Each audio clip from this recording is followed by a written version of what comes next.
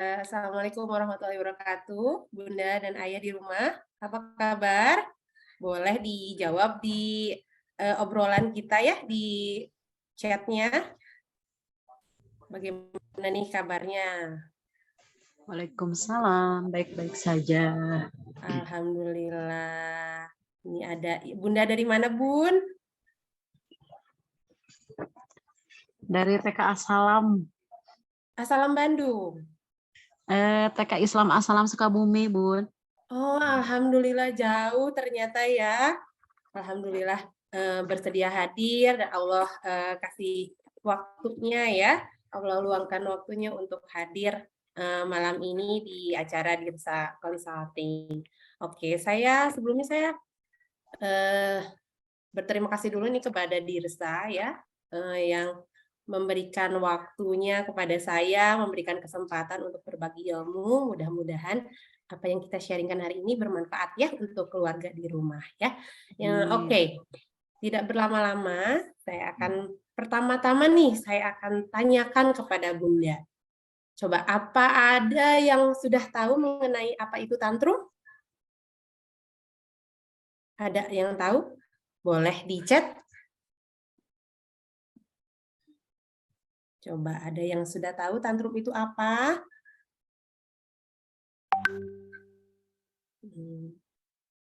Tantrum. Sering sekali ya dengar ya tantrum itu si anu tantrum Miss, anak aku tantrum biasanya anak yang belum tahu Miss. Nah, oke. Ya ada yang belum tahu memang ya karena memang jarang sekali biasanya terjadi pada anak-anak yang reguler. Saya sebutkan anak reguler karena ada term di saya itu adalah anak reguler dan anak berkebutuhan khusus. Jadi biasanya tantrum itu banyaknya terjadi di anak-anak berkebutuhan khusus seperti autis ya, ADHD atau enggak ADD, hiperaktif ya. Itu biasanya anak-anak berkebutuhan khusus sering sekali tantrum karena apa? Karena belum bisa mengungkapkan perasaan, komunikasi masih harus dibina ya, ditingkatkan. Nah, itu biasanya tantrum muncul karena tidak sinkron nih dengan apa yang diinginkan dengan orang yang menanggapinya. Nah, itu biasanya muncul di situ. Nah, kalau di di anak reguler, mungkin Bunda pernah lihat ya, ada beberapa waktu yang lalu sempat viral yang anak minta motor Aerox di Instagram ya kalau tidak salah ya, minta motor Aerox dan dia membanting barang, memaki ibunya dan melakukan hal-hal buruk. Nah, itu tantrum bukan Miss? Nah, kita akan bahas ya hal demikian apakah itu termasuk tantrum atau bukan. Oke, bismillahirrahmanirrahim, kita akan mulai ya. Coba.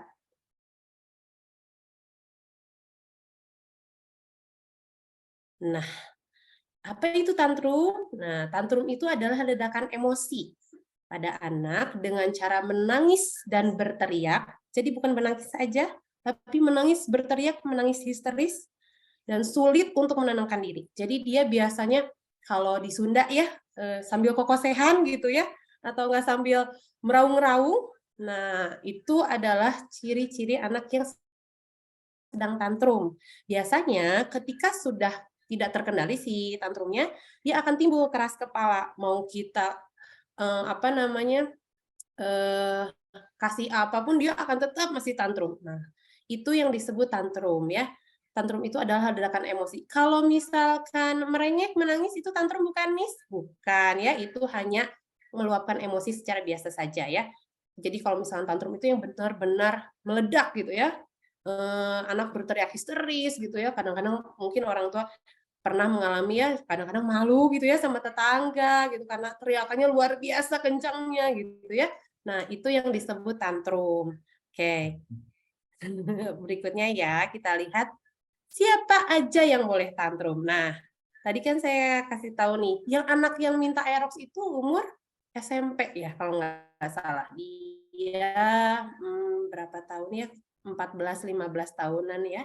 Atau kuliah atau SMA ya saya lupa. Cuman kalau tidak salah dia masih pakai seragam. Yang itu boleh tantrum, itu bukan tantrum ternyata ya. Kalau misalkan dia sudah di atas 4 tahun, itu kita tidak sebut tantrum. Tantrum yang boleh dan normal itu di antara usia 1,5 dan 4 tahun. Nah, karena apa? Karena biasanya umur-umur segini nih belum tahu apa itu marah, apa itu kesal, apa itu jengkel ya. Anak nggak tahu, kalau misalkan anak bunda sudah satu setengah tahun sudah tahu, mama aku jengkel. Wah itu udah hebat sekali, luar biasa ya. Biasanya anak itu belum tahu itu jengkel itu apa, marah itu apa, bete itu apa. Apalagi sekarang ya banyak. Bunda kalau tahu sekarang ada term galau gitu ya. Anak juga bisa seperti itu, cuman tidak tahu bahasanya. Kita saja yang sudah dewasa kadang bingung, galau itu apa ya, bete itu apa. Nah, label-label seperti itu belum ada di anak usia 1,5 sampai 4 tahun karena pusat perasa dan bahasanya masih berkembang. Jadi anak-anak usia sekian 1,5 sampai 4 tahun boleh tantrum, boleh, wajar. Jadi jangan kayak kadang-kadang ya ada anak saya tuh nggak bisa diam, tantrum terus, Miss. Apakah anak saya autis? Oh tidak, autis, tantrum autis memang berbeda ya dengan anak tantrum reguler, tapi kita tidak bisa self-diagnose sebagai orang tua ketika mengetahui anak saya suka tantrum, Miss. Anak bisa jadi salah pola asuh, bisa jadi pusat perasa dan bahasanya masih berkembang, atau memang bisa autis betul ya, tapi memang harus menuju ke siapa? Menuju ke psikolog dan menuju ke dokter tumbuh kembang untuk mendiagnosa anak tersebut autis, ADHD, ADD, hiperaktif atau bukan. Nah, jika di atas 4 tahun, anak saya 5 tahun, Miss, masih tantrum. Anak saya 7 tahun masih nggak bisa nggak bisa ditahan, kalau marah meledak gitu ya. Nah, itu ada yang salah apa? Salahnya adalah pola asuh. Jadi kadang ada orang tua yang berpikir nggak apa-apa, nangis kayak gini nanti juga nggak mereda. Takutnya kalau misalkan pemahaman anaknya tidak mumpuni, itu tantrumnya akan levelnya makin tinggi. Jadi yang anak yang Aerox itu minta motor itu karena tantrum-tantrum ketika dia 1,5 sampai 4 tahun tidak terkendali. Nah ya, itu anak-anak yang boleh tantrum di situ. Nah, saya sering sekali bertemu dengan orang tua yang konsultasi kepada saya ketika setelah hasil psikotes keluar dari psikolog, kita bisa bacakan kepada kepada orang tua, Miss ini anak saya tantrum gini, saya lihat, oh ternyata rigidity-nya tinggi atau enggak defense-nya tinggi 95, 97, rigidity 95 juga atau 90, 98 gitu ya. Itu yang biasanya cenderung anak itu memang memiliki gangguan emosional, dia tantrumnya berlebihan gitu ya, atau enggak dia marahnya berlebihan yang jadinya tantrum gitu. Tidak semua anak tantrum. Ya, biasanya ketika orang tua sudah tahu pola asuh yang baik, bagaimana cara menangani ketika anaknya mulai marah, nah itu tantrum turun tuh. Tapi kalau yang tantrum pun itu normal. Jadi tidak ada bahasa anak saya berkebutuhan khusus atau anak saya ada kesalahan perilaku ketika umur segitu, itu normal ya. Oke, kita akan lihat slide berikutnya. Oke, ini ada sebentar ya, saya pause dulu.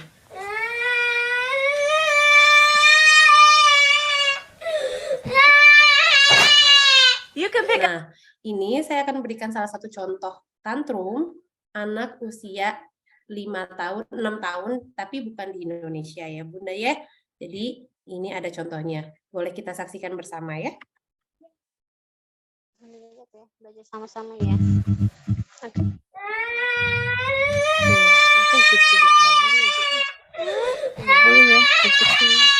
You can pick up that whole thing now. Josh, all I was asking you to do was pick up those 3 parts.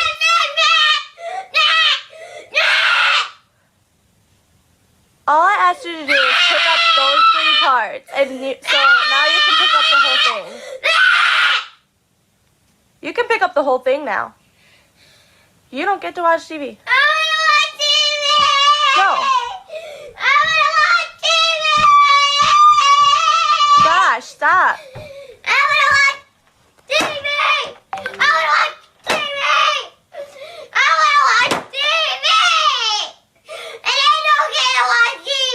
Yeah, because you. Yes, I do.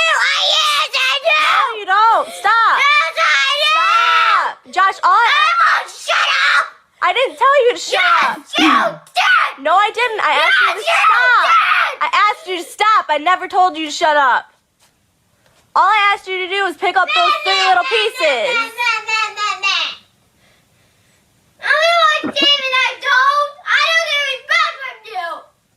Yes, you do. No, I don't. It doesn't seem like I get. I don't. No, it doesn't seem like I get respect. I can be a big jerk. Yes, I can. But it doesn't seem like I get respect from you. Because what you just did, I don't think you get to watch TV. Yes, I do. My dad lets me watch TV. Yeah, and you're not at your dad's house. Shut up. Yeah, and you yell at me for telling you to shut up? So you tell me to shut up. I didn't even tell you to shut up and you yelled at me. Yes, you did. No, I didn't. I told you to stop. No, why would you shut up? I did. Ya, Bunda sudah lihat ya, ini adalah salah satu contoh anak yang tantrum. Nah, apa ada yang pernah mengalami di rumah, Bunda, ayah Bunda, tantrum yang sedemikian? Bunda boleh jawab ya.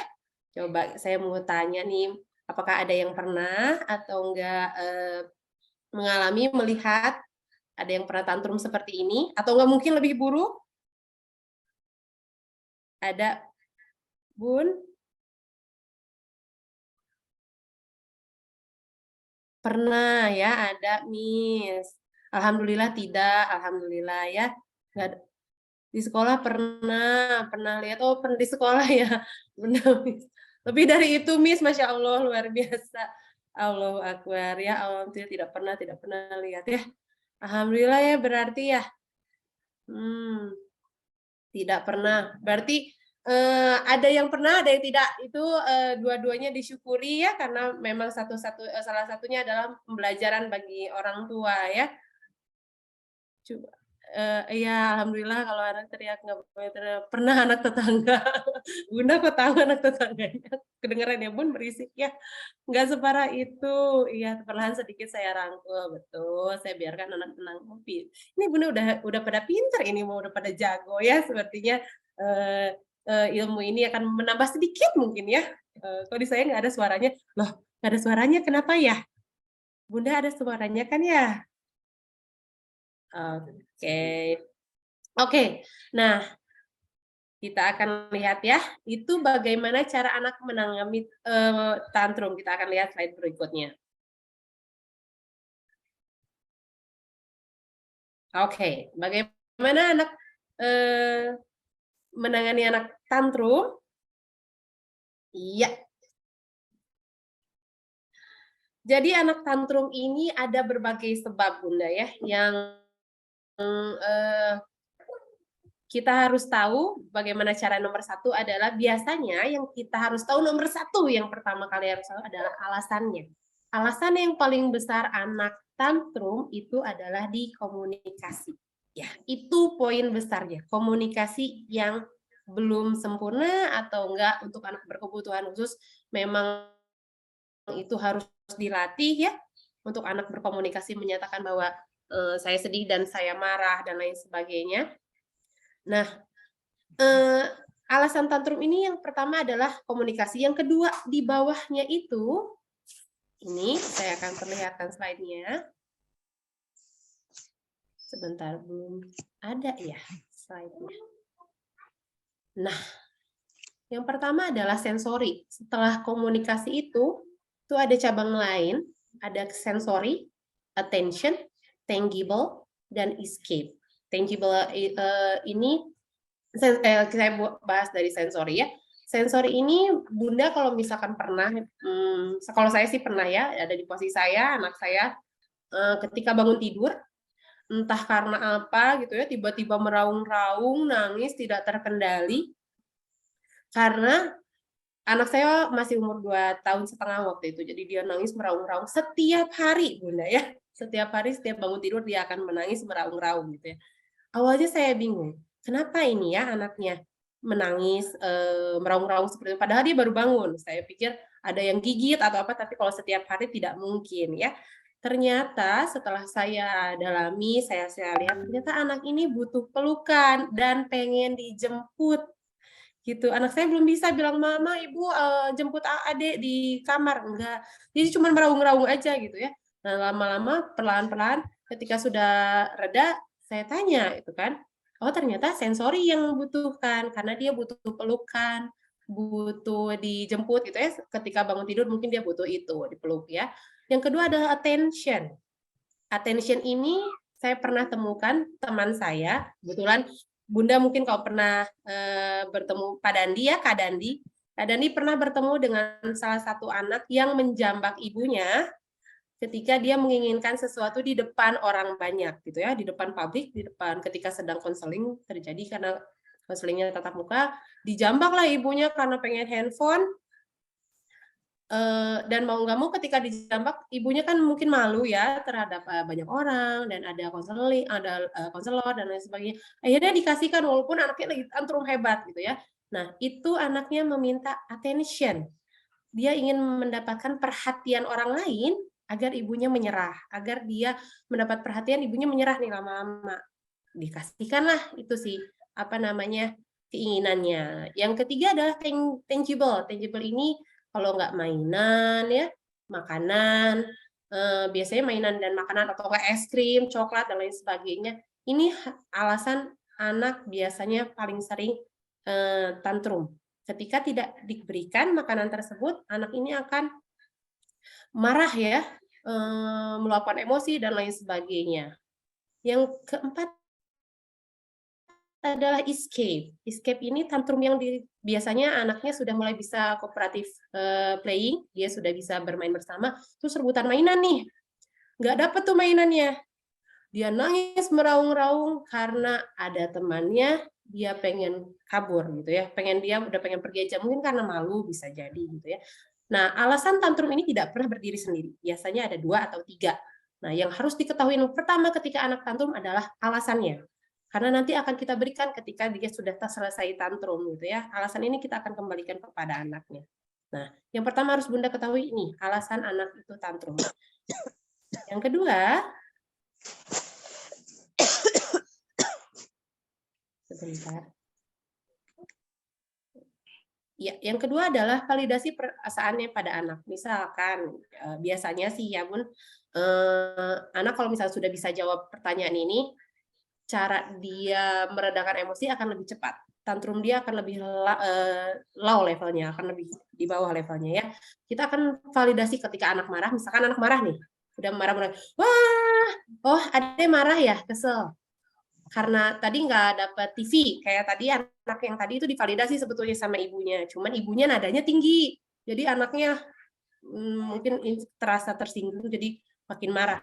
Nah ini, oh adek marah ya, kesel ya, karena apa? Disebutkan nanti ya, kalau misalkan anak saya pernah itu ya, adek kesel karena nggak ibu jemput ke kamar tidur ya. Nah, adiknya masih belum bisa baru nggak jawab sih sebetulnya ya, cuman saya menerka aja untuk seperti itu biar dia tahu kenapa Miss harus divalidasi perasaan anak. Karena pertama anak saya anak umur 1,5 sampai 4 tahun itu belum mengerti yang tadi label perasanya, bahasanya dia belum tahu. Saya akan mengenalkan itu. Jadi orang tua mengenalkan label rasa marah, kesal, jengkel, bete itu apa dan kasih alasannya karena apa. Karena biar anak itu nggak ujuk-ujuk gitu ya, aku marah, kamu tanya alasannya apa? Nggak tahu, pokoknya aku pengen marah aja. Oh nggak bisa gitu. Harus ada alasannya apa. Nah itu yang harus dikenalkan kepada anak ya, mengenalkan label perasaannya. Nah yang ketiga yang harus dimiliki oleh orang tua ini paling sulit sebetulnya ya. Orang tua dan orang di sekitarnya harus tenang. Karena kalau biasanya yang saya sering temui, dan ini pun terjadi pada saya, ketika anak itu tantrum, sudah mulai panas ya, sudah mulai naik, dia akan meraung-raung, orang tua akan ikutan kesel, ikutan melampiaskan amarahnya. Kadang kita itu bilang astagfirullah, tapi astagfirullahnya nggak pelan-pelan, tapi astagfirullahnya kencang. Astagfirullahaladzim gitu ya. itu sambil meluapkan emosi kitanya juga pengen keluar juga emosinya ya, pengen meledak juga. Nah, itu yang harus belajar sedikit-sedikit sama saya juga ya, belajar untuk kontrol, belajar untuk astagfirullahnya pelan, astagfirullahaladzim, padahal dalam hati udah gitu ya, gemes gitu kan. Sebagai ibu-ibu saya paham betul ya perasaan seperti itu. Orang tua harus tenang. Jadi yang menghadapi anak tantrum itu bukan hanya ibu, tapi ayah juga. Kadang ini ya bagi para ayah, ibu itu keselnya bukan sama anaknya, karena keselnya sama ayahnya. Ketika kesel sama ayahnya, anaknya tantrum, kena deh semua sekalian gitu ya. Dimarahin apa gitu. Kadang-kadang mungkin kelepas sampai dipukul dan lain sebagainya. Karena berkonflik dengan suami gitu ya. Yang harus dilakukan orang tua adalah itu, ayah pun support dengan ibu di rumah yang sehari-harinya berhubungan dengan anak. Biasanya yang lebih banyak berhubungan kan ibu ya di rumah ya. Ayahnya cuma sekali atau enggak di pas pulang kerja atau enggak pas weekend, mungkinnya kalau orang tuanya suaminya di luar kota bekerjanya. Yang harus difokuskan adalah ibu, agar ibu tenang, ayah support, jangan ikut-ikutan marah. Ada ya yang ikut-ikutan marah gitu sama anaknya. Jadi semuanya jadi marah, jadi kacau gitu ya, semuanya akan berkonflik nanti ya, dan anak akan makin tinggi level tantrumnya, makin memuncak. Kadang orang tua ketika ini pengalaman saya waktu saya kecil, kalau misalkan anaknya marah, itu ditampalinnya kayak, ayo sok, makin ini aja, sok gitu ya, makin digituin makin jadi gitu kan, karena seperti diguyur oleh minyak apinya gitu, bol gitu ya.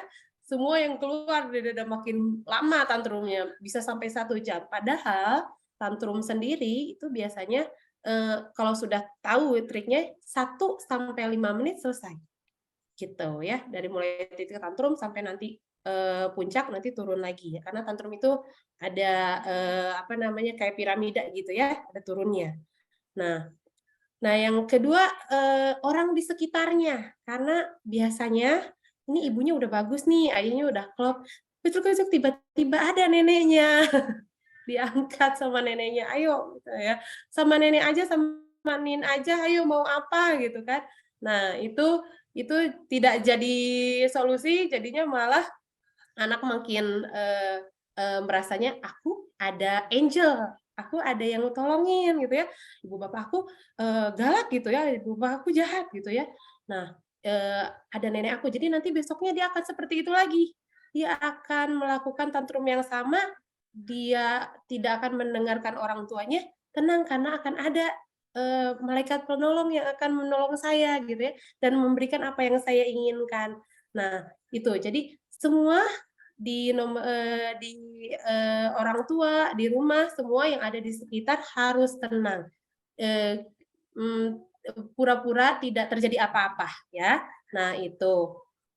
Selanjutnya akan saya ini ya. Nah, yang keempat, sebelum anaknya naik ini ya, tawarkan calming process. Kalau misalkan anaknya 1,5 sampai 4 tahun, ini masih bisa dilakukan.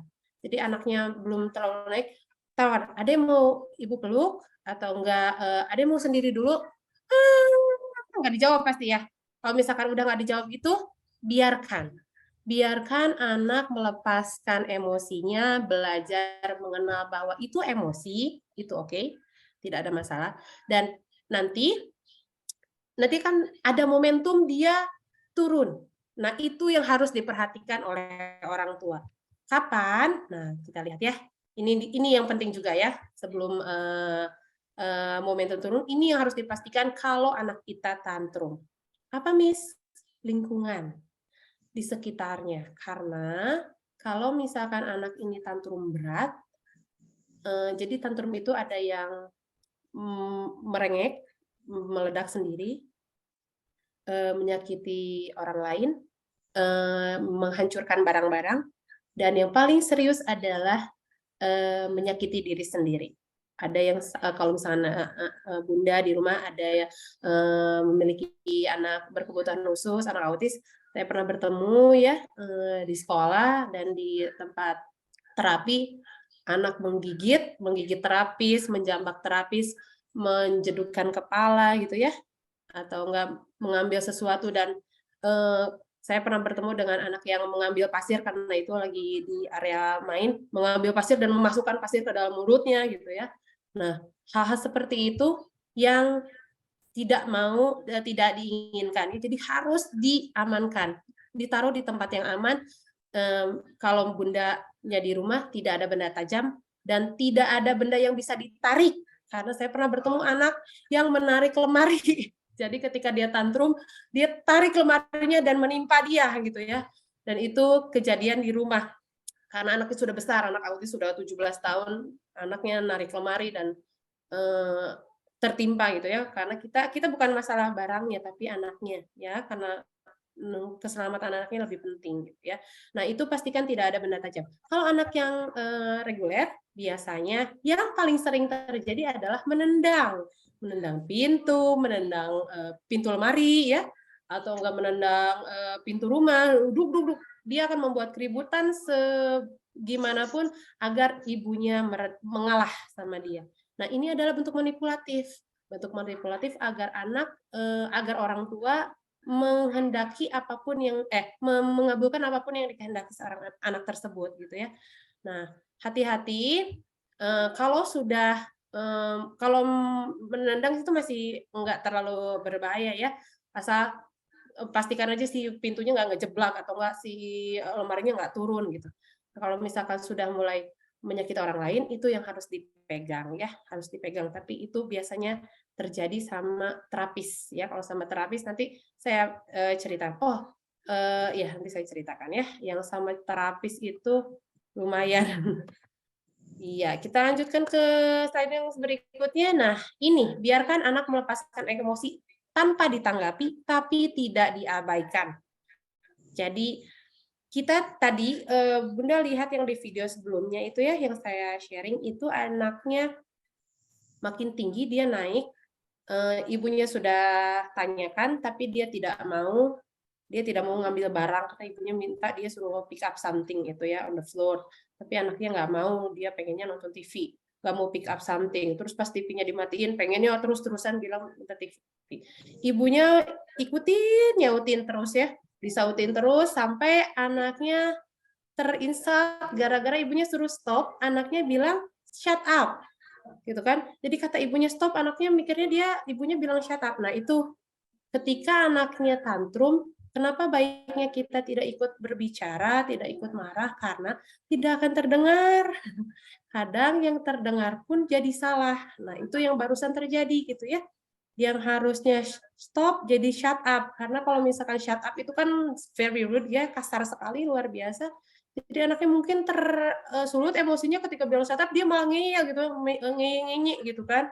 Wah, makin itu level tantrumnya udah langsung naik ke atas gitu ya. Sementara yang diharapkan oleh terapis atau oleh orang tua di rumah atau guru, sebelum naik ke atas udah turun lagi, dan kalau bisa ditarik lagi sampai 0 gitu kan, 0. Nah, itu jadi yang kedua adalah tidak diabaikan gimana? Misalkan anaknya lagi tantrum, kita malah mandi gitu ya, atau enggak kita keluar rumah gitu, anaknya tantrum di dalam rumah, ibunya, udahlah kamu mah, mama mau keluar aja dulu daripada lihat kamu teriak-teriak gitu ya. Oh, tidak boleh, harus dilihat. Karena apa? Karena akan ada momentum di mana dia akan turun. Tadi kalau Bunda perhatikan di video sebelumnya itu anaknya sudah mulai turun. Yang di akhir itu yang biasanya anak itu akan turun di fase yang sudah mulai menanjak itu nanti. Nah, itu yang harus dilihat. Makanya tidak boleh sama sekali diabaikan. Karena selain Bunda tidak akan menemukan poin momentum turun tadi, kedua, nanti anaknya malah takutnya kalau misalkan merusak dan lain sebagainya, merusak menyakiti diri sendiri, itu yang tidak terlihat itu ya, nanti akan lebih parah lagi dampak tantrumnya. Nah ini nanti kan anak tuh naik ya Bun, ketika sudah naik, anaknya naik luar biasa. Nah, dia akan turunnya dengan apa? Biasanya ada bunyinya nih Bun. Kalau anak itu mulai, nah itu anak sudah mulai turun. Jadi ini sudah mulai turun, tapi bundanya ibu yang tadi di video tuh masih aja ya, "Kamu sih ngomongin shut up, lalalala," gitu ya. Jadi anaknya terus-terusan aja. Nah, pas anaknya sudah mulai turun, momentum itu yang harus dilihat oleh orang tua. Miss nggak nungguin reda. Nah, masalahnya anak umur 1,5 sampai 4 tahun, redanya nangisnya itu ketika tidur, ketika dibawa tidur. Jadi anak itu sampai nangis, dia tidur tuh sampai, kalau Bunda perhatikan kadang-kadang kalau yang anak tantrum nangis itu sampai lagi tidur pun dia masih gitu. Nah, jangan tunggu sampai dia tertidur, karena apa? Karena kita tidak akan bisa memvalidasi perasaan dan tidak akan belajar dari bagaimana tadi anak, label tantrumnya, label perasaannya ya. Jadi ketika anaknya turun, sudah nah itu sudah turun, kita ambillah anaknya, jangan dulu dipeluk.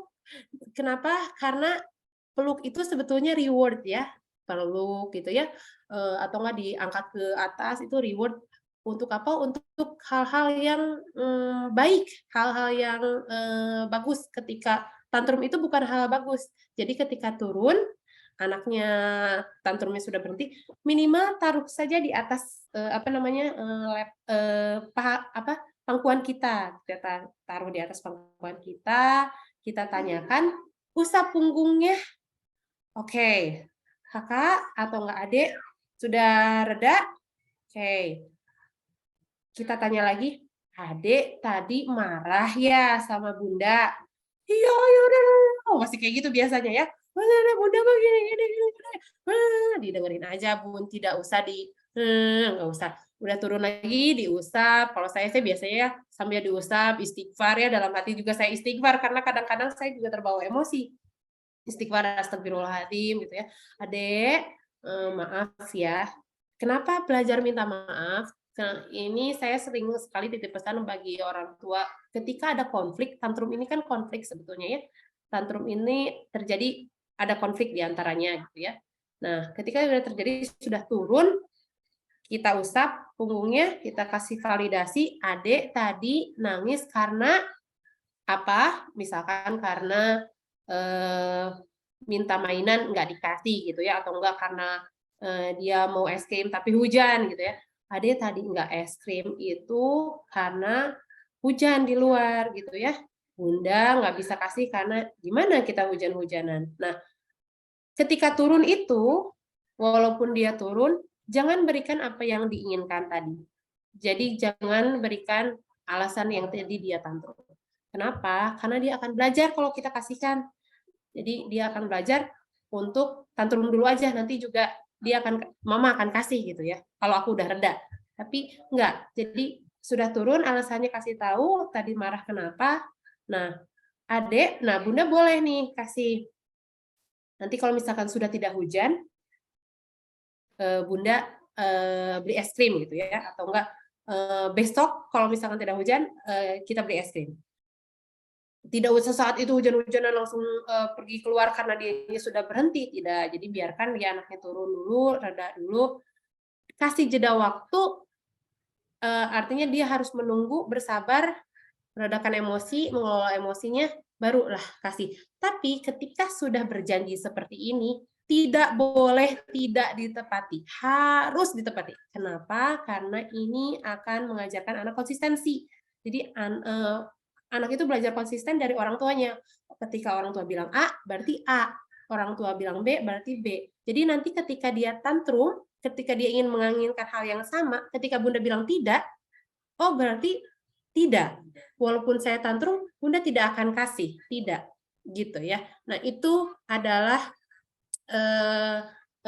bagaimana penanganan tantrum ya. Jadi ketika sudah mulai turun pun tidak diberikan apa yang diinginkan. Bunda kasih lagi instruksi, kasih lagi apa yang dia inginkan, dikasih lagi apa yang Bunda ingin dia lakukan, baru kasih rewardnya es krim tadi. Bunda nanti kalau misalnya sudah apa namanya sudah besokannya misalkan ya, sebutkan, Adek, ini janji Bunda kasih Adek es krim karena kemarin kita tidak bisa karena hujan. Nah, itu disebutkan labelnya. Nah, ini Bunda tepati janji Bunda ya. Nah, itu belajar untuk itu, konsistensinya itu ya. Nah, itu yang bisa dilakukan ketika anak tantrum. Jangan lupa yang paling penting itu tadi, yaitu ya melihat momentumnya. Momentumnya ketika udah mulai turun, ambil momentum itu, jangan sampai tunggu dia naik lagi. Jangan dulu dikasih tahu, dikasih la, tidak akan terdengar juga ya bagi anaknya. Dia akan tetap aja bakal nangis sampai dia puas gitu ya. Nah, si puasnya itu akan ada turunnya itu yang harus diperhatikan oleh bunda-bunda dan ayah di rumah ya. Nah, ini ternyata sudah sekian ya. Thank you, sudah akhir dari slide yang saya berikan. Nah, sekarang ada lagi nih yang kita akan buka ini ya pada Pak Rendri ya. Kita akan buka sesi pertanyaan ya, tanya jawab. Terima kasih Miss Deris yang sudah sharing terkait materi tantrum tadi ya. Alhamdulillah tadi ada 7 tips yang bisa ayah bunda terapkan. Nah, untuk bisa memperdalam lagi di sini atau mungkin ada hal-hal yang ingin ayah bunda tanyakan yang berhubungan dengan hal-hal yang ayah bunda rasakan atau alami, saya akan buka sesi tanya jawab 3 pertanyaan ya ayah bunda, karena waktu juga sudah menunjukkan pukul 9 lebih dan saya prioritaskan untuk 2 pertanyaan dari yang mengangkat tangan dan open cam, lalu 1 pertanyaan dari chat ya. Jadi di sini sudah ada 2, kebetulan alhamdulillah. Saya berikan kesempatan untuk Bunda Elvi dulu ya, boleh untuk di open mic dan open cam dan langsung bertanya. Kalau untuk jawaban dari pertanyaannya, apakah mau langsung dijawab atau dikumpulkan dulu, Miss? Boleh satu-satu aja ya. Oh, satu-satu. Oke, siap. Silahkan Bunda Elvi. Iya, terima kasih atas kesempatannya. Assalamualaikum warahmatullahi wabarakatuh. Aduh, maaf. Waalaikumsalam warahmatullahi wabarakatuh. Iya, Bunda silakan. Saya tanyakan, ini Bu, sebenarnya anak saya itu kan udah besar ya, udah kuliah sih. Jadi mungkin jauh-jauh sekali tuh untuk di masa tantrum ya. Cuman kalau dia marah itu, ini mohon nanti mungkin masukannya ya, seperti apa solusinya. Jadi kalau dia marah itu, dia enggak berkata-kata, malah diem gitu, tengkurap gitu, ditanya susah gitu. Jadi sayanya itu harus seperti apa ya gitu. Tapi itu sering gitu seperti itunya. Udah dewasa sih, cuman seperti itu ya mungkin permasalahannya tidak seperti anak-anak kecil yang mungkin dibahas di masalah tantrum ini. Cuman ya sedikit banyak saya ingin harapan saya ada pencerahan lah dari masalah ini, begitu. Iya. Sebelumnya Bunda boleh tanya, anaknya perempuan laki-laki, Bun?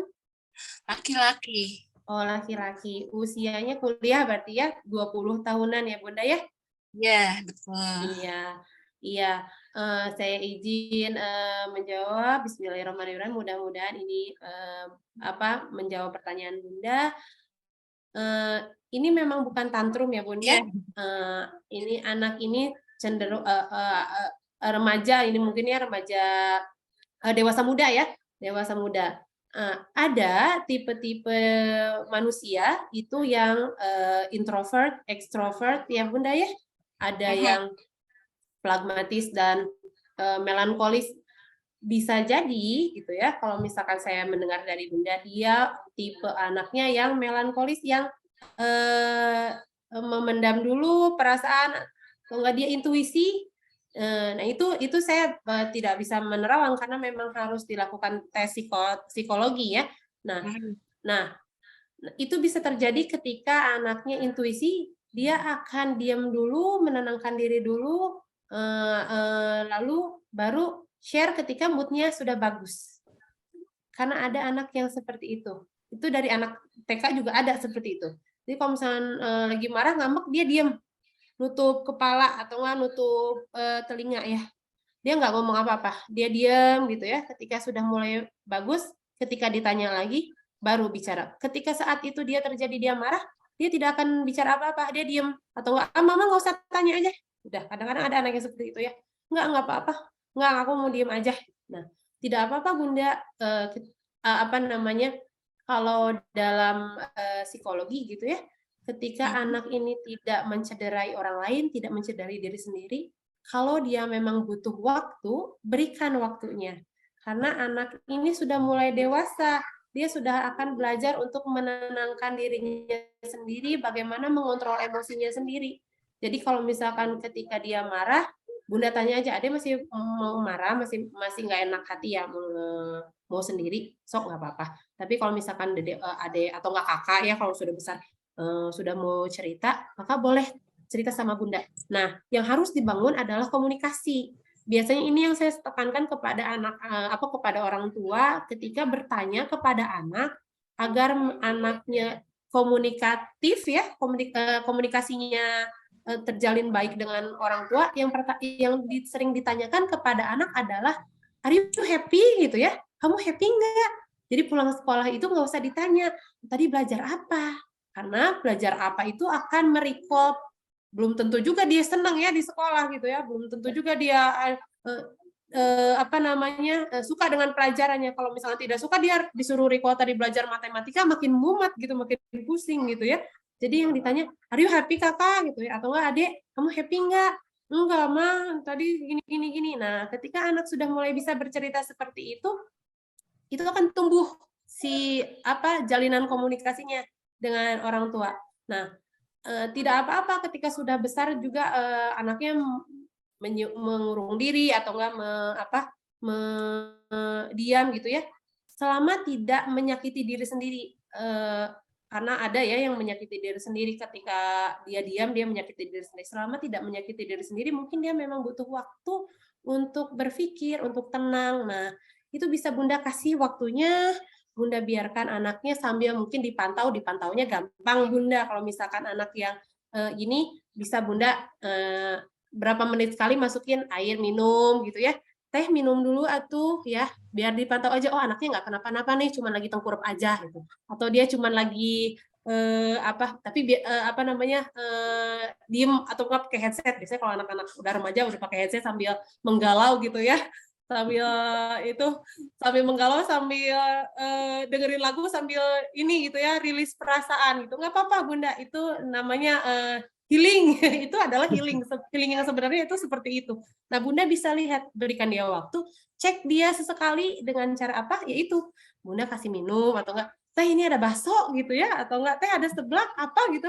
Boleh, alasan aja itu mah cuma biar tahu gitu, di dalam teh enggak ngenapa-ngenapa, anak teh enggak tiba-tiba ngambil apa gitu ya. Nah, itu Bunda yang bisa saya jawab ya, mudah-mudahan menjawab. Itu bisa dari sifat ya Bunda ya, sifat sudah mulai ada, sifat intuisinya. Nah, sifat itu turunannya ada apa? Ada sikapnya apa ya? Ketika marah tadi, dia tidak akan menggebu-gebu, dia akan menarik diri dari sosial, tidak mau diketahui orang lain, itu normal, tidak apa-apa Bunda. Nah, segitu mungkin ya Bunda yang bisa saya jawab. Oke. Iya. Cuman ini apa sih? Saya tuh kan harapannya seperti itu ya. Saya bisa melihat, bisa memantau.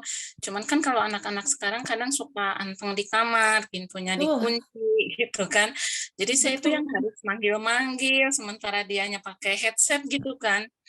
Nah, kadang tuh seminggu baru bisa bertemu, ngobrol ya Bun. Iya, tapi kadang mood sayanya juga udah hilang. Nah, itu ya serba salahnya orang tua ya, tapi memang perjuangan orang tua memang sampai akhir hayat lah kalau buat anak ya. Tidak ada selesainya, udah menikah pun tetap ya diperhatikan luar biasa. Itu kasih ibu memang sepanjang hayat itu betul. Nah, itu yang memang Bun, akhir-akhir ini, bukan akhir-akhir ini, zaman sekarang gitu ya. Zaman sekarang tuh karena sosmed lebih terbuka, Bunda bisa coba, karena kita nggak mungkin ya kalau misalkan nggak ngikutin itu. Orang tua sekarang harus lebih pinter gitu ya, bagaimana dengan anaknya gitu. Kalau ada nih rekan saya yang ikut juga mempunyai Instagram, ikut juga mempunyai, jadi dia nge-follow anaknya dan dia ikut, anaknya punya TikTok, dia ikut punya TikTok. Anaknya punya Instagram diikutin. Jadi anaknya update status di komen gitu ya. Jadi anaknya tuh, jadi ibunya tahu bahwa anak itu di dalam lingkup sosial media sosialnya seperti apa. Nah, Bunda bisa salah satunya itu untuk mengejar kita teknologi ya, biar kita tetap on gitu ya sama anak kita gitu ya, karena kalau anaknya perempuan atau enggak laki-laki juga sama saja ya, itu adalah tanggung jawab sampai akhir hayat gitu ya. Nah, Bunda bisa ikut itu, bermedia sosial atau enggak, yang paling sering terjadi adalah temennya, Bunda temenan sama temennya. Saya baru kemarin parenting ada anak yang sama seperti ini kasusnya, akhirnya ibunya ngobrolnya sama temennya, karena anaknya tipikal yang ngedengerin temennya. Jadi kalau ngedengerin ibunya lama, jadi dia akhirnya ngobrolnya lewat temennya. Jadi bilangin sama ini gitu, nanti gini.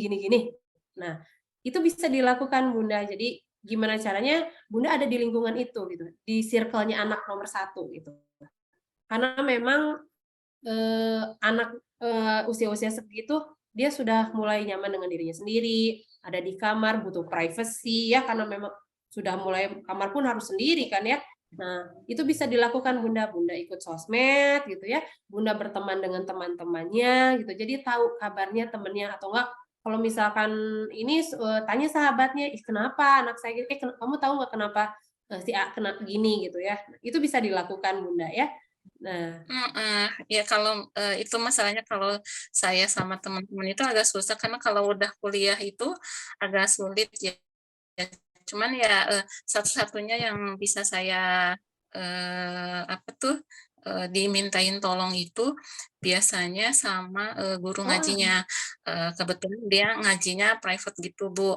Karena dia agak Alhamdulillah, Bun. sulit untuk keluar. Alhamdulillah, Bun. Anaknya kuliah masih ngaji, alhamdulillah itu Bunda ya. Itu bersyukur luar biasa, Bun. Hari Sabtu Minggu ya Liko saya gitu ya, Bun. usahakan ya Sabtu Minggu sore itu dia maunya Sabtu Minggu sore ngaji, saya panggilkan guru ngaji gitu, jadi biasanya saya pesan tuh ke guru ngajinya, ada request nanti tolong bicarakan soal ini gitu kan, kayak gitu, karena memang kalau kita yang bicara tuh sulit gitu, jadi dianya sudah ngebentengin gitu kan. Jadi saya suka minta guru ngajinya, itu pun walaupun dia bilang seperti ini, saya sempat jelek ke hati tuh, gini dia bilang, "Ade ngaji bukan karena Ade, itu mah untuk mamah," katanya gitu. "Ade ngaji buat mamah biar mamah diem." Itu mispersepsi ya. Jadi mungkin bisa Bunda ini kan bukan buat mama, Ade nggak ngaji juga bukan buat mama, Ade ngaji itu buat Ade, bekal Ade dunia akhiratnya Ade, buat Ade. Akhirnya saya walaupun ke hati gitu ya, kan. Pasti Bunda, iya saya mengerti. Pasti ya. Gini, baik. Mamah itu ngajak minta Ade ngaji itu bukan untuk keselamatan mamah, tapi mamah itu ngajak Ade untuk selamat dunia akhirat gitu kan. Cuman kalau misalnya Ade mau berhenti, mamah nggak akan pernah ngeberhentiin guru ngaji. Tapi kalau Ade mau berhenti, silahkan ngomong sendiri sama guru ngajinya. Jadi itu bukan dari mamah, karena sampai kapanpun Mama nggak akan berhentiin guru ngaji. Saya bilang gituin. Tapi ya alhamdulillah sih dia nggak berani bilang berhenti sama guru ngajinya. Dan alhamdulillah masih berjalan gitu. Alhamdulillah Bunda. Itu patut disyukuri ya menurut saya sih ya. Kuliah masih ngaji itu alhamdulillah luar biasa ya Bunda ya. Tinggal mungkin dicari teman-temannya yang baik Bun. Karena lingkungan anak remaja itu mempengaruhi hampir 70%, Bunda. Jadi kalau misalkan 70% waktu anak-anak kecil ini masih kecil nih, dia 70% rumah ya, 30% dirinya sendiri dan lingkungan. Nah, kalau misalnya sudah dewasa, sudah remaja, itu 70%-nya lingkungan. Jadi wajib untuk mencari teman-teman yang lingkungannya baik. Nah, itu Bunda. Betul. Bunda luar biasa sekali ya, Bunda ya. Betul, itu cuman saya memang agak sulit untuk minta ini apa sih kontak teman-temannya, karena ya kuliah itu udah agak masing-masing Iya, gitu ya. masing-masing. Oh, diajak ke rumah gimana, Bun? Diajak ke rumah nih gitu. Saya sering suka misalnya nanti teman-temannya di rumah aja, nanti mama sediain makan gitu kan, kayak gitu. Kejauhan kalau ke rumah, jadi mereka senangnya kumpul di tempat kos gitu. Iya, itu memang ya itu salah satunya Bunda ikutan sosmednya ya. Iya, Bunda terima kasih ya atas pertanyaannya untuk meramaikan. Iya, sama-sama Bunda. Ya, paling tidak aman ya kalau dengan sikap yang masih tadi itu masih aman ya. Aman Bunda, tidak ada masalah apa-apa. Mungkin memang karena dari sifatnya dia mulai intuisi gitu ya, anaknya intuisi dan dia introvert gitu ya, tidak terlalu suka berbagi dengan orang lain gitu ya. Nah, itu bisa terjadi dari situ. Baik, ya. baik. Terima kasih banyak. Assalamualaikum. Sama-sama. Waalaikumsalam warahmatullahi wabarakatuh.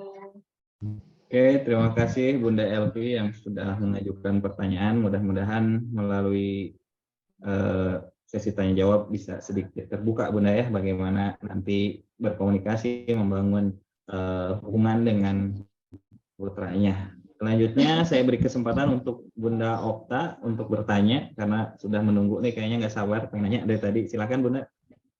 Assalamualaikum buat Miss Denis sama Kang. Waalaikumsalam warahmatullahi. Iya Bunda, silahkan. Gini Miss, mungkin untuk anak kedua ya saya yang mau pertanyakan tuh, sempat konseling juga dengan Pak Dandi. Jadi tantrumnya tuh kadang yang saya sering tiap hari alami itu untuk hal-hal yang kadang sepele gitu. Jadi kadang apa ya, nggak, entah mainan, entah makanan, atau nggak diapa-apain pun nangis gitu kadang. Jadi kadang suka bingung ke sayanya gitu untuk apa ya, untuk nanganin anak saya yang kedua ini, karena memang dari kronologis dari lahir pun kan ada speech delay juga, jadi kadang untuk ngungkapin perasaannya mungkin agak susah kali ya, dan itu sempat diterapi juga sama Pak Dandi sama beliau, alhamdulillah banyak terbantu. Dan karena saya punya anak laki-laki dua, yang kedua sama yang bungsu, jadi kesulitannya di saat mereka ribut, kadang emosi juga memuncak ya Bun, bisa dipungkiri. Betul. Ya pasti Bunda. Ditambah kalau tiga-tiganya ribut, karena saya punya tiga. Masya Allah. Satu anak, ini yang bungsu, ini yang kedua. Halo. Jadinya kadang suka bingung gitu untuk ngehandle anak-anak ini. Kadang apa ya, saya juga jadi kayak kesannya dicuekin aja gitu sama saya tuh, saking capek gitu ya Miss. Tapi endingnya setelah reda, baik itu yang anak kedua sama yang ketiga, yang paling sering hampir tiap hari berantem. Anak kedua. Ya, yakin, iya, ini yang paling sering berantem ini anak kecil yang ini nih sama yang sama yang kecil. Yang kedua ya, sama yang kecil ya Bun. Ya, ini bedanya kedua, berapa? Ini usia berapa tahun ya Bunda ya? Kalau saya boleh tahu. Itu 5 tahun. Yang kedua 5 tahun. Ya, yang kecil sudah? Mau 3 tahun, Maret tanggal 14 sekarang. Oke, berarti perbedaannya jaraknya 2 tahun ya, ketika anak yang ketiga lahir, anak yang kedua ini baru 2 tahun ya. Iya gitu, jadi 2 tahunan. Cuma ya itu seringnya tuh yang dua ini yang berantem, yang laki-laki. Ya, cuma kadang kakaknya mengompori juga, jadi kan aduh bingung cara. Pusing ya Bun ya. Iya itu ujian untuk orang tua ya. Saya mau tanyakan Bunda, ini speech therapy sudah bisa berarti sekarang sudah lancar untuk berkomunikasi? Alhamdulillah sudah bagus perkembangannya. Cuma mungkin kalau bukan membanding-bandingkan ya, Miss, cuma dari anak yang bungsu sama anak yang kedua, itu kalau diajak ngobrol lebih nyambung anak yang bungsu justru bisa menempatkan gitu. Misalkan ditanya apa tuh dia nyambung. Justru kalau yang anak kedua kayak susah untuk nyambungnya. Kadang kalau tantrum pun di saat ngamuk sama saya didiemin dulu sampai betul-betul dia udah agak reda, saya ajak ngobrol gitu kadang-kadang tuh. Tapi kan kalau terus-terusan kayak gitu jadi kayak ini tuh nggak bekerja nggak sih parenting ini yang saya terapin tuh gitu. Di saat dia berhenti reda tantrumnya, saya peluk, saya tanya baik-baik kenapa. Kalau masih mau nangis, luapin semua emosi abang, luapin semua kekesalan abang. Abang boleh nangis, boleh marah, tapi tidak boleh membanting barang, tidak boleh memukul, kata saya. Baik itu ke adik, ke kakak, ataupun ke mama, saya bilang. Akhirnya ya, kayak kurang, ada yang salah gitu dari yang saya terapkan, atau masih ada yang kurang dari pelukan itu, dari kita ngobrol setelah dia reda emosinya gitu, Miss. Iya. Bunda ini anaknya 5 tahun ya. Anaknya 5 tahun, waktu adiknya lahir anak ini 2 tahun, betul ya? Nah. Iya, lagi satu tahun 8 bulan, saya lagi hamil ini 7 minggu. Oh, oke. Berarti belum sampai 2 tahun ya. ASI lepas ya, Bun ya? Iya. ASI lepas. ASI lepas. ASI sudah lepas ASI berarti ya? Waktu anaknya lahir, waktu adik terakhir lahir. Udah. Udah ya. Nah, saya mau tanyakan lagi. Kapan mulai ada mama, baba, papa muncul di anak kedua yang speech delay? Itu kalau mama papa tuh usia 2 tahun setengah apa ya kalau nggak salah, Miss. 2 tahun setengah. Mama Karena papanya baru keluar. Dari terapi wajah, terapi banyak lah mungkin sama beliau. Ya, dia speech terapi. Ya, speech therapy. Oh, dia sudah speech terapi ya. Nah, saya gini. Ada speech delay itu ketika anak itu, speech delay itu ada yang ciri dari anak berkebutuhan khusus, ada yang telat stimulasi. Jadi anak itu kurang stimulasi waktu kecil. Bisa jadi ketika anak ketiga lahir, Bunda lupa nih mungkin ya sama anak yang pertama, yang di tengah. Jadi fokus terbagi kan? Ya, saya sudah hafal luar biasa ya. Fokus terbagi. Ya, betul Bunda. Saya mengerti pasti fokus terbagi. Kalau misalkan anak ini speech delay tapi tidak ada gangguan yang lain, contoh gangguan lain apa? Gangguan lain adalah fokus. Jadi kalau misalkan anak ini speech delay, tapi fokus oke, berarti dia hanya kurang stimulasi. Dia nggak fokus. Dia nggak fokus. Berapa lama dia bisa fokus lihat mata Bunda? Kalau untuk saya ajak ngobrol aja, kadang dia 5 menit mungkin kesananya. Oh, lihat mata, benar-benar dia ada di situ 5 menit Bunda. Ada kemana gitu. Tapi saya suka lihat mama bang, kalau mama mau ngomong, kata saya tuh, jadi jangan kemana aja. Kadang diterapi sama terapisnya sendiri, Pak Dandi, beliau emang gampang ke distract gitu, Miss. Anak saya yang paling besar sama yang kedua ini gampang ke distract, beda sama yang bungsu. Ya kalau udah lagi di terapis tuh fokus, mau kakaknya berisik apapun dia fokus gitu. Bedanya itu dari tiga-tiganya gitu. Kalau saya lihat mungkin ya, saya kan belum pernah lihat, kalau misalkan kayak ini nggak bisa self diagnose, saya juga tidak bisa menjudging karena harus observasi cross 3 terapi sekaligus gitu ya. Kalau fungsinya Bunda, Bunda tanyakan apakah gitu pola asuh parenting yang Bunda hadapi ketika Bunda aplikasikan ketika anak tantrum itu berhasil atau tidak, itu memang Bun, kalau untuk anak-anak repetisinya bisa sampai 50 kali Bunda. Bisa sampai jadi saya kadang-kadang untuk mengulang, kalau misalkan seorang ibu kan biasanya lebih porsi sabarnya lebih tinggi ya. Kalau misalkan ayahnya itu kadang-kadang sama, di rumah juga sama. Ketika misalkan, kenapa sih nggak dengar-dengar ayah tuh bilang A, B, C, D gitu ya. Kenapa mesti diulang-ulang terus? Kenapa mesti gini-gini?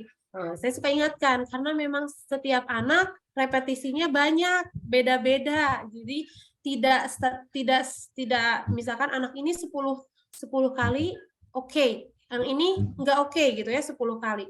Dengan anak Bunda ada speech delay, berarti dia ada kemunduran di mengungkapkan perasaan gitu ya, selama itu dia mungkin tertekan atau selama itu dia bingung bagaimana cara mengungkapkan perasaannya, itu bisa menambah frustasinya dia untuk untuk berkomunikasi dengan ayah atau bunda gitu ya. Insya Allah bunda kalau misalkan gitu ya masih dengan cara tantrum yang sudah bunda aplikasikan belum bisa memberikan perubahan sedikit. Biasanya kalau misalkan saya gitu ya menghadapi anak autis atau nggak berkebutuhan khusus yang lain, perubahan itu memang tidak seperti ini bunda, setipis ini bisa terjadi dan kita harus lihat sejeli itu gitu ya. Kalau misalkan bunda gitu ya, ini ada speech delay, ininya sabarnya dibesarkan, ininya ekspektasinya direndahkan gitu ya, karena kita akan berbicara kepada anak yang memang dia mempunyai masalah dengan pengekspresian bahasanya, mengkomunikasikan apa yang dia rasakan gitu ya.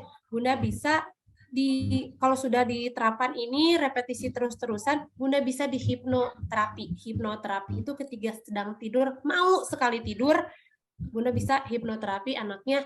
Biasanya kalau buat anak reguler 3 bulan. Kalau tapi buat anak ada speech delay bisa ke 6 bulan. Rutin itu bun, itu harus dilakukan rutin setiap malam. Bunda bisa lakukan di tiga tempat, di kendaraan. Hipnoterapinya bisa dilakukan seperti itu di kendaraan. Ketika anaknya sakit, tapi jangan sampai ya kalau ini ya, ketika anaknya sakit dan ketika mau tidur, bunda bisikan dalam dia mau tidur atau nggak lagi di kendaraan, sebut namanya siapa gitu ya, namanya misalkan siapa ya namanya A, misalkan A, kalau misalnya mau ada apa-apa, mau minta sesuatu, bilang sama bunda pelan-pelan ya gitu ya. Bina kalau misalkan mau marah, dadanya A pegang. Nah kalau misalkan bunyinya dudu, nah istighfar ya, kalau misalkan itu kita kenalkan aja gitu ya dengan kenalkan dengan Allah Subhanahu Wa Taala, biar lebih dekat, kitanya juga biar lebih tentrem gitu ya. Istighfar, bunda juga istighfar gitu ya. Nah itu terus-terusan. Jadi di hipnoterapi di sebelum tidur bilang apa yang bunda inginkan, bilang misalkan Ade, nanti kalau misalkan mau sesuatu bilang sama bunda, Ade yang lancar ya ngomongnya, Ade kalau misalkan mau marah, istighfar ya gitu ya. Nah itu disebutkan aja di 3 tempat, di 3 waktu itu ya. Mau dia lagi naik kendaraan, karena itu ada gelombangnya yang turun. Nah itu ketika gelombang itu turun, ketemu tidur juga gelombangnya itu turun. Nah itu lebih masuk saran-saran kita, si instruksi-instruksi kita lebih masuk di situ. Dan secara tidak sadar, alam bawah sadarnya yang akan merekam. Oh, aku harus seperti ini, aku harus seperti ini, aku seperti ini. Nah, itu yang diharapkan ya. Selain dari terapinya harus diteruskan, Bunda. Jadi kalau misalkan sama terapis kan Pak Dani sudah tahu ya apa yang harus dilakukan. Jadi anak ini harus punya standar, bisa mengatakan ini, berapa merangkai kata ini dalam 3 bulan atau enggak dalam 6 bulan sudah bisa. Nah, itu nanti dikonsultasikan lagi dengan Pak Dani ya. Oke, terakhir nih, ada lagi Bunda yang mau ditanyakan? Kebetulan kan karena saya rawat sendiri, udah pisah sama ayahnya. Jadi apakah tantrum yang si anak kedua ini, Arsya, ada dampak dari situ? Karena pernah yang saya tanya, eyangnya mungkin tanya, karena kan saya serumah sama mama, abang kenapa kok mukul kakak atau mukul adik? Ya karena papanya pernah melakukan ke saya, kata kenapa abang nggak boleh. Terus bicara kasar, kenapa istilahnya abang nggak boleh? Karena kan mama juga digituin katanya gitu. Jadi ada beban apa ya? Ada trauma ya? Iya. Ada trauma ya Bunda ya. Ada rasa bersalah dari sayanya. Iya. Jadi anak ini mungkin karena saya, anak ini karena mungkin tanpa saya sadari sama ayahnya sadari.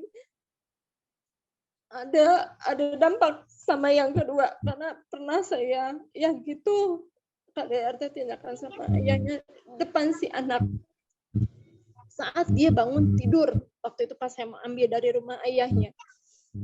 Jadi kadang saya bingungnya hipnoterapi macam apa, karena yang trauma itu bukan hanya anak, tapi saya juga merasa trauma, gitu kan. Ada inner child saya juga yang mungkin muncul ya.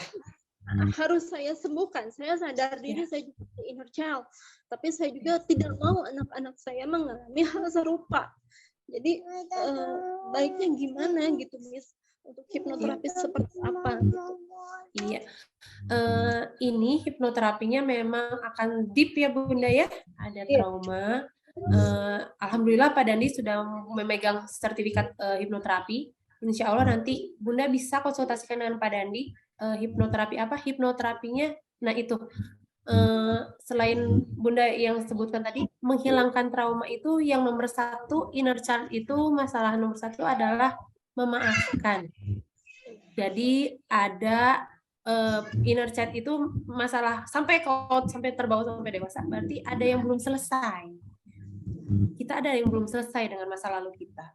Anak belum selesai dengan traumanya karena dia belum memaafkan apa yang terjadi di masa lalunya.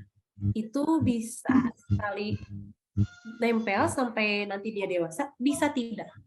Tergantung penanganannya sekarang. Ya. Jadi kalau untuk Bunda bisa refleksi ke belakang, mundur, dan mencari maaf itu. Maaf itu, yaitu kadang-kadang kita bingung ya, ada di mana maaf itu? Maaf itu yang ada di diri kita sendiri. Nah, dengan cara apa? Dengan cara, kalau saya sih suka refleksi ya. Saya sekarang itu adalah saya sekarang yang sudah pernah mengalami segala sesuatu di masa lalu saya. Jadi saya memaafkan masa lalu saya, karena kebetulan saya juga punya inner child. Saya memaafkan masa lalu saya ketika inner child itu terjadi lagi ke dalam diri saya, ada lagi maksudnya muncul tiba-tiba gitu ya. Ketika saya bertemu momen-momen tertentu, si inner child-nya muncul, egoisnya muncul dan lain sebagainya. Istighfar yang pertama, yang kedua, kadang saya suka tarik mundur. Saya tarik dulu diri saya diam dulu, atau enggak saya healing. Saya seringnya healing. Healingnya ngapain? Healingnya naik motor sendirian, pakai headset, dengerin lagu, keliling Bandung. Atau enggak, itu cara healing saya. Healingnya boleh macam-macam. Nah itu cara kalau inner child saya lagi muncul gitu ya, lagi mulai mumet gitu ya, lagi mulai mumet dan sebagainya. Nah inner child-nya itu gitu, cara yang paling pertama sih itu ya, memaafkan tentang apa yang ada di masa lalu, karena kita yang ada di sini itu adalah produk dari masa lalu yang kita kuat hari ini, mental kita kuat itu karena kita sabar dan tangguh menghadapi kepedihan permasalahan kita masa lalu gitu ya. Nah Bunda, ini saya bahas nanti di belakang. Bunda boleh chat ke Pak Dandi juga sama ya, tentang hipnoterapi anaknya. Nanti akan dibahas secara detail apa yang harus dilakukan untuk anaknya ya.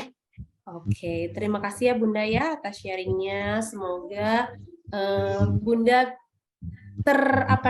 bebannya sedikit terkurangi gitu ya. Karena terangkat sih belum tentu ya, terkurangi minimal sedikit itu. Bunda bisa cerita, Bunda bisa merasa lega gitu ya, walaupun belum menemukan solusinya. Insya Allah lega aja dulu, lepaskan dulu aja yang ada jadi beban, dilepaskan dulu ya. Nanti kita akan bahas di belakang ya Bunda ya mengenai hal-hal ini ya.